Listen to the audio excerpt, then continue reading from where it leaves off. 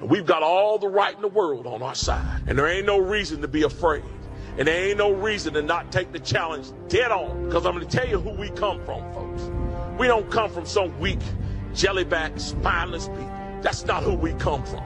None of us. And it doesn't matter what color you are, what nation your folks hail from, how much money you got. We all share the same name. We are Americans. And at Bunker Hill, there was Americans. And at Fredericksburg and Gettysburg, there was Americans. And at Iwo Jima, raising that flag on Suribachi, it was Americans. And at Pork Chop Hill, there was Americans. Quezon, there was Americans. And on 9/11, there was Americans who ran towards those burning buildings. That is who you share your heritage with. You do not share your heritage with a weak and ineffective people who cower at the sight of trouble.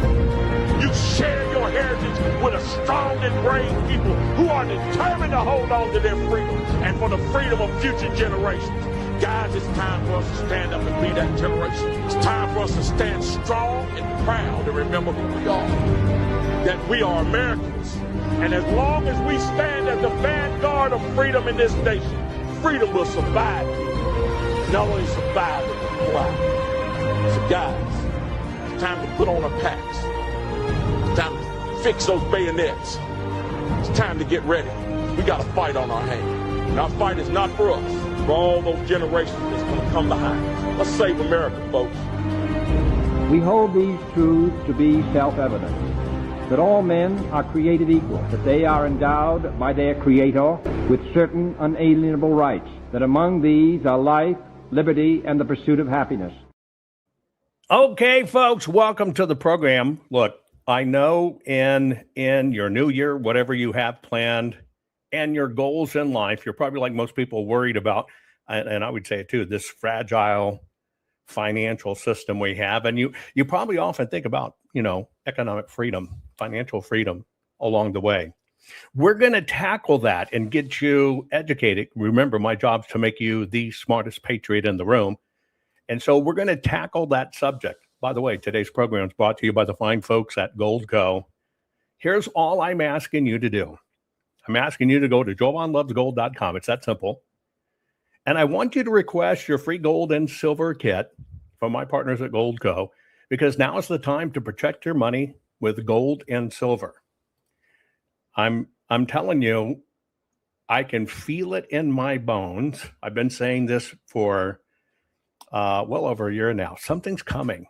We've got to make sense of what's going to happen to all of us financially, or if the systems change over or whatever the case may be.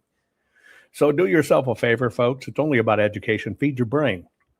Go to jovanlovesgold.com and request your free gold and silver kit today. Make sure you do it, especially if you have a 401k, IRA, retirement savings account. You need to have it.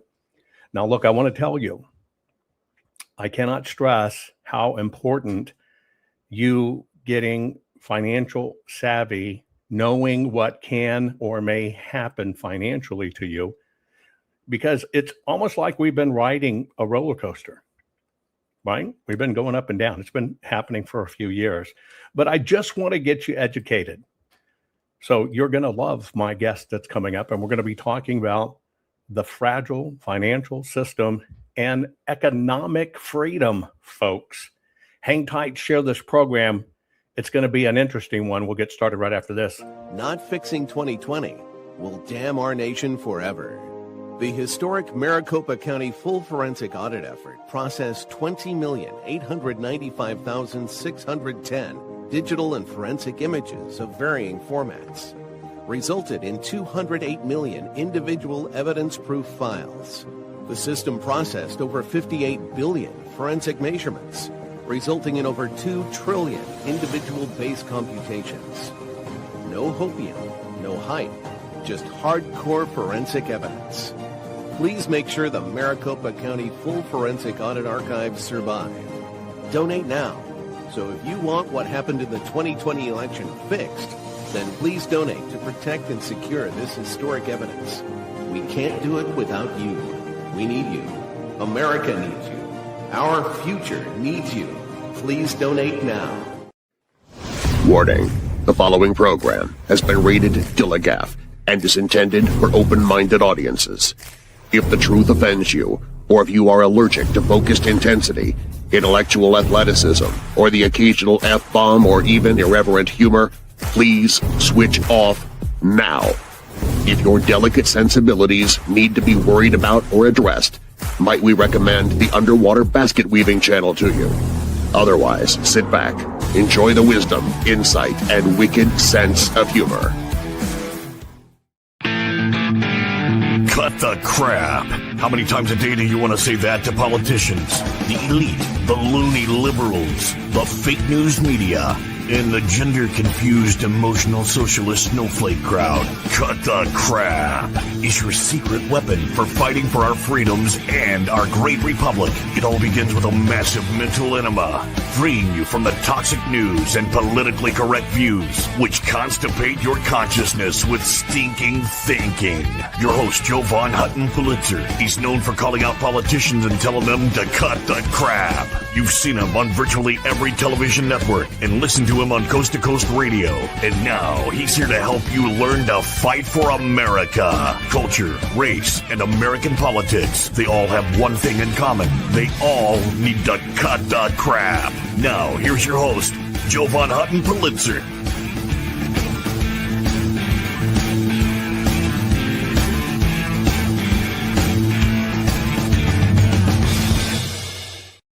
Okay, folks, we live in a time where it's kind of an oxymoron, right? We're reading in the news all the time about billions and trillions flowing, like Somali daycare centers with no students. And you're wondering where all this money is coming from. Well, I know you know the money's coming from you. The money's coming from us. And it seems like we have a system that has, well, no checks and balances and total unaccountability. That's why we do this. That's why I call it Cut the Crap, folks. Cultural, race, and American politics. Because in many ways, this crap has to stop, right? So I've got something for you that I want to share with you. And I think it's really key that you need to share this and get people involved. First, I want to tell you about a book. And this is our expert that's joining us. His name's Peter Earle, PhD. Yes, he's got that PhD behind him. He's the director of economics and economic freedom. That's what we all want, some economic freedom, right? And senior research fellow who joined the American Institute for Economic Research in 2018. Talk about a man who knows his stuff. Besides just teaching it, he's done it over 20 years as a trader and an analyst with the security firms. And this is one of his books. Right here, Gold in Uncertain Times. And if you want to know some more, he's written another one about the gold standard in retrospect and prospect. Gold's it, folks. You know, it's been around forever. But I know you have questions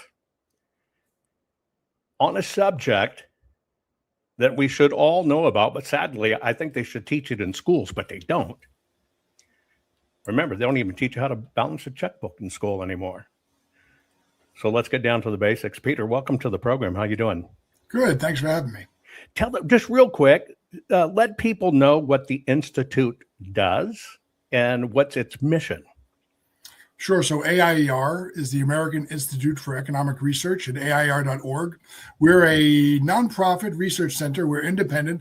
And we were started in 1933 by a military officer named E.C. Harwood, and he formed AIR because of his deep alarm about what he saw happening during the New Deal and what he saw the government doing to the dollar. So we've been around for 90-something years, and we are still beating that drum. We're about personal liberty. We're about limited government. We're about sound money, and about all the things that made America great, and we'll continue to as long as we don't lose them. You better believe it. It's ours if we can hold on to it. Hey, your newest book. Explain just your newest book real quick and brief, Gold in Uncertain Times, and what drove you to get this particular book out. I know you've done several. Yeah, so I mean, the most recent book has to do with the fact that we're seeing a lot of things happening right now in the U.S. economy. We've seen the Fed increasingly engaged in loosening financial conditions. It seems like we can't go 10 years now, maybe even 5, without the Fed opening the floodgates and creating more dollars. That has effects on inflation. It has effects on our pocketbooks, that sort of thing. And also, we've also recently seen more interventionism by the government. The Biden administration unloosed some huge fiscal measures. The Trump administration is doing some things. They have this thing called there's a proposal, hasn't really been actualized, but a proposal called the Mar-a-Lago Accord, which could have some very serious effects on the U.S. economy. So, I think it's time for, gold has been around for 5,000 years, but I think it's time that we remind ourselves of the role it plays and what it has meant, for human beings for 5 millennia. I think about that because gold is, it's everywhere all throughout time. It's a constant where paper money hasn't been a constant. Yep, that's right. Are we aware that, I hear from people all around the world and of course all across the US that are worried that our financial system is very fragile. Are there any real indicators going on right now or structural weaknesses that will help explain this concern and the uneasy feeling? Because I call it an uneasy feeling that everybody has right now. There's no doubt about it. That concern, anybody who has that concern, it's not coming from nowhere. The U.S. financial system has become increasingly dependent on money printing and policy intervention to function smoothly. Just to function, we're constantly having the Fed intervene. And, those tools, they suppress volatility and they paper over problems for long periods of time, but they also make the financial system and the economy itself a lot more sensitive when shocks occur. So, we've reached a point where stability often rests less on underlying fundamentals like income and employment, but more on, policymakers being willing to step in if something breaks. We saw it during COVID. We saw it a little bit in 2023 when we had the failure of Silicon Valley Bank. We've seen it in the last year. It's like we don't go a year and a half, 2 years without some sort of economic intervention by the Fed, the Treasury, or other agencies. And, for that reason, people are uneasy, and they're right to be. Well, it's pretty scary because you used the term paper over. Yeah. It's beginning to feel like it's a remodel of a wallpaper over this whole thing. Now, people, I think, keep on hearing this term diversification. I've talked a lot about it on my program. I don't think people clearly understand it. Right. Without, the common person having even some basic understandings of what this diversification means or what it does to them. From your perspective, how does, hard assets functions differently than like purely digital? Some people are worried about the digital coming and then the fiat paper and everything else. How does all of this play into a broader system? So hard assets like precious metals respond to different kinds of risks, particularly things like inflation uncertainty, concerns about the currency, or stress within the financial system. And so, what's usually levied against gold or silver is that they don't produce income. But the thing is that they also don't default. Right. And they don't depend on earnings. They don't depend on policy statements. Well, when you say default, meaning they're just not going to go away because they're solid. They're there. They're limited by nature. It takes a lot of labor to find them, get them out of the ground, refine them, and all that sort of thing. And so their value in a portfolio is less about growth, although we've seen a lot of growth lately in gold and silver. But it's more about stability when all of the other assumptions fail. And that's the role gold has played, again, for thousands of years. When you think about, because I think about it, and when I look at it, and I understand the gold intimately, and the key word you said there was default. I think sometimes in all of this economy and everything going nuts, people forget about that default factor where, we got cities failing and budgets failing in cities and they can't operate, or even instruments failing. Gold and silver, you talk about the no default. That's it. It's always going to have value, correct? Yeah, the thing is that you're looking at a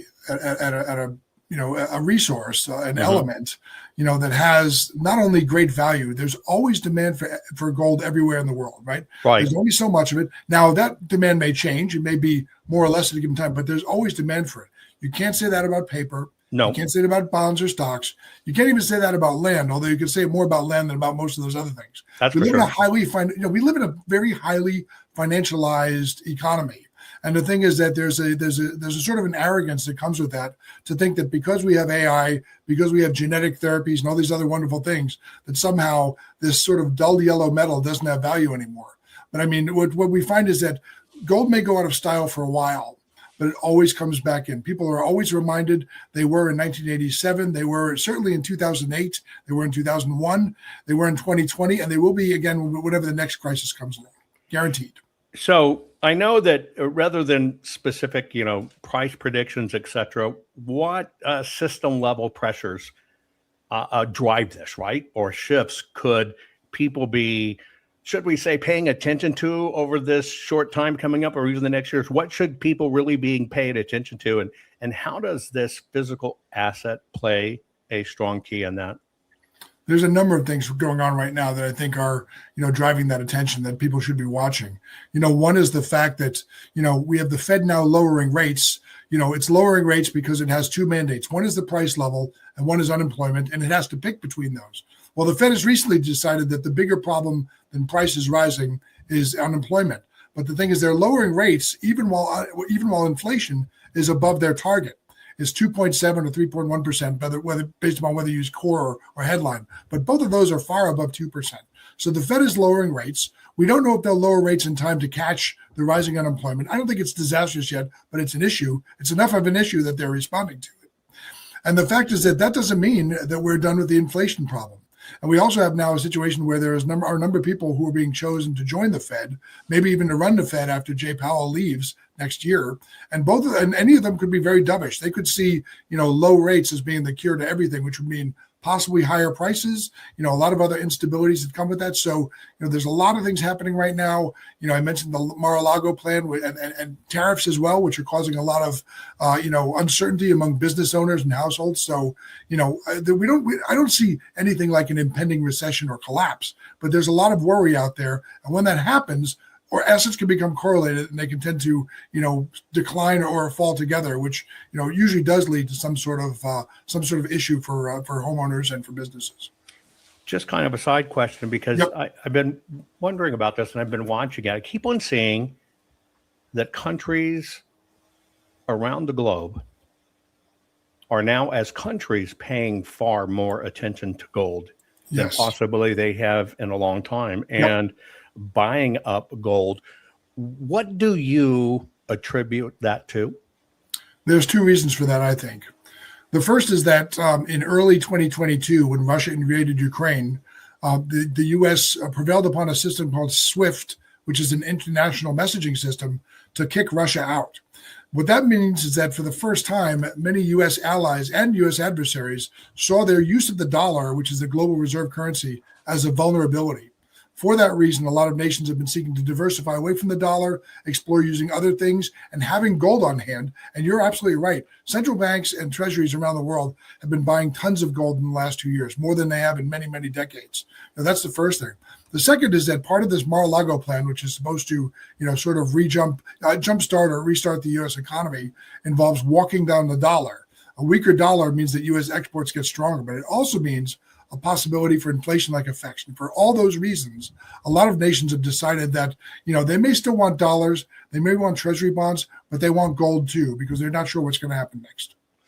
I looked at that. I laugh that, they have like a tracker that you can find online of seeing what senators invest in certain stocks and stuff, because they get to trade unlike other people. And I watch people track that. And I was just kind of sitting back going, man, if the countries who have all the resources in the world and all the experts in the world are paying attention to this, then I think everybody should be paying attention. I mean, that's like a big billboard on this global highway. If countries are doing this and they're looking at it, that people should stop.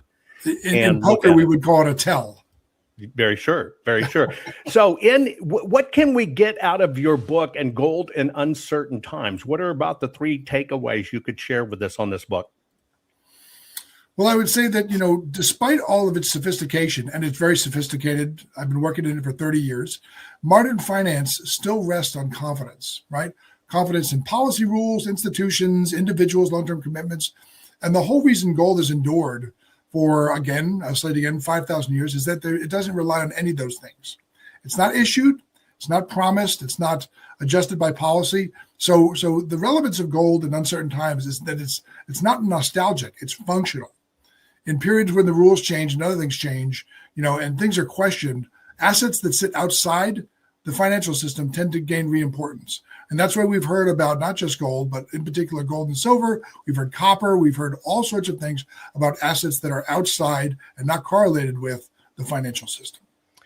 I've kind of seen that in people, and I've said Yep. this to people. Correct me if I'm wrong. If I said I've told people that when you think about these physical assets, and then you think about just all the different things in your life, I find people's knowledge base about precious metals and or just the resource materials they have in their own home, like books like yours, is woefully lacking. We've moved Right. away from teaching people the basics. Yep. And people need to fortify themselves. Will books like this that you've got out there, and folks, you can find them on Amazon. Do you think this is maybe, and I know they're yours, but I'm just speaking frankly, a good starting reference library to understand maybe these various metals? Well, I certainly hope so. I mean, that's why I wrote them. And, it's very true. I read a lot of old books and newspapers and things like that as part of my research. And what you find is that farmers, people who maybe didn't have a lot of schooling, but they had a lot of informal education, understood more about inflation and the dollar and gold and silver in the 1880s than people with PhDs do today. It's really astounding. I can remember, I talk about this time. I can remember when I was in high school, you would have basic economic classes, or they even teach you just to balance a checkbook. Now our schools don't do anything like that. Is that economic illiteracy hurting us as a nation? Absolutely. When you have the average person, getting out of school, whether it's high school, college, whatever, who believe that somehow we've abdicated supply and demand and that we can create all these things without any expenses, or that there are no trade-offs from doing so, we put ourselves in I think a pretty dangerous corner. We have to understand that some of these rules will never be overcome. And certainly that there's a reason why gold was relevant from the time of the Egyptians through the Industrial Revolution, through the birth of flight, and still today. So my final question, is this something that both parents and grandparents, and I know you're a parent, but parents and grandparents, do we need to now step in and fill this gap? Because, when we got a society where kids can't even change a tire if they have a flat tire, do we need to pick this up and start having this discussion about precious metals in our homes with our children and our grandchildren so we can fill in this gap that they're missing? Absolutely. I think it's absolutely imperative for parents to step in, not only about gold and silver, but other things that schools used to teach and they don't. But I mean, certainly this is one of them. I mean, the very basics of knowing that, demand curves slope downward and there's a cost to everything, even if there's no price. And that the fact is that, the political system is built a lot on promises, and political individuals, whether they're, heads of the Fed or other elected politicians, or in particular, bureaucrats, their incentive is to push problems down the road, not to solve them, because solving problems often involves trade-offs and often, it takes a lot of work. They would rather push things off to the next election, whatever. And so as long as we teach that to our kids and grandkids, then, the role of gold and silver, I think, becomes all the more understandable, in the context of modern economics and modern politics. Now, I understand people can follow you at AIEC.org. Am I saying that right? Or EER.org? AIER.org, yes, sir. And it's a good information resource. Well, Doc, Peter, I appreciate you sharing this with us, and thank you for joining us on our program. Thanks so much for having me. Much appreciated. You're welcome. So, folks, look, this is something you need to know about, and think about it. We're losing our history in our country because they're not teaching history in schools. We're losing our culture and identity because it's not revered anymore. What can even be worse? Well, you're guaranteed a nation will fail if even the kids out there, families, don't even understand the financial system, especially when it's fragile, or economic freedom. Folks, do yourself a favor. Go over to Amazon. Look at Dr. Earl's. Look at Peter C. Earl. You can find it. Check his books. Gold in Uncertain Times. And boy, these sure feel like it. One of his other books called The Gold Standard. Folks, this is the type of stuff you need to know. And I'm telling you, You need to sit down with your kids, even if they're grown and their kids. And we need to start facilitating financial literacy, because literacy is the answer when we live in political lunacy, don't you think? Folks, share this program. I love you all. Take care.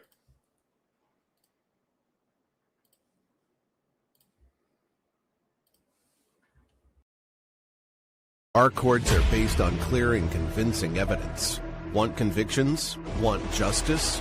For what happened in the 2020 election? Then we need your help.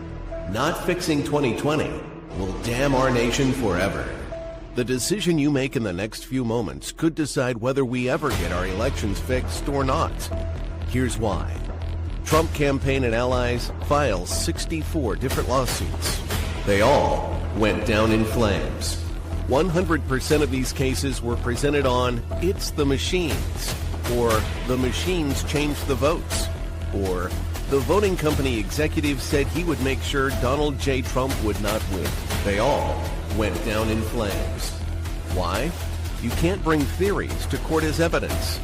No supposed Zoom call or six-degree polynomial math theory or census data is or ever will be proof of fraud. You can't bring theories to court as evidence. Here's why. In both civil and criminal law, the side making a claim carries the burden of proof, and prosecutors must prove guilt beyond a reasonable doubt. Without physical or otherwise verifiable evidence, a case cannot meet this high threshold. Physical evidence is the key. The question is, did anyone get relevant, reliable, provable, testable, and duplicatable evidence of what really happened in the 2020 general election? And the answer is yes, absolutely. The full forensic audit of Maricopa County, Arizona is the only evidence-gathering work which gathered relevant, reliable, provable, testable, and duplicatable evidence of what really happened in the 2020 general election. Evidence so damning that the system, the deep state, and those who pulled the strings of this country have fought to keep it hidden and have hoped to have it be forgotten to time. Almost $3 million invested in time, funds, and efforts to unlock that which the system wanted hidden. But now, that evidence is in danger of being lost forever. So if you want what happened in the 2020 election fixed, then we need your help. Please donate to protect and secure this historic evidence. With the 2026 midterms coming up, the system is going to try to lame duck President Trump and then most likely introduce new impeachment proceedings. This is the evidence which will help win the war which is surely to come. We need to keep Maricopa County full forensic investigation and archives secure and ongoing. So if you want what happened in the 2020 election fixed, then we need your help. Please donate to protect and secure this historic evidence. We need your help securing the full forensic audit archives. Don't allow the only testable, objective, and reliable 2020 election evidence fall into obscurity. Millions were spent on getting it documented and tested. This is historic evidence. Not fixing 2020 will damn our nation forever. The historic Maricopa County full forensic audit effort processed 20,895,610 digital and forensic images of varying formats, resulted in 208 million individual evidence-proof files. The system processed over 58 billion forensic measurements, resulting in over 2 trillion individual base computations. No hopium, no hype, just hardcore forensic evidence. Please make sure the Maricopa County full forensic audit archives survive. Donate now.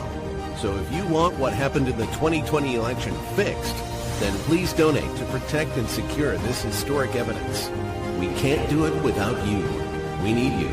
America needs you. Our future needs you. Please donate now.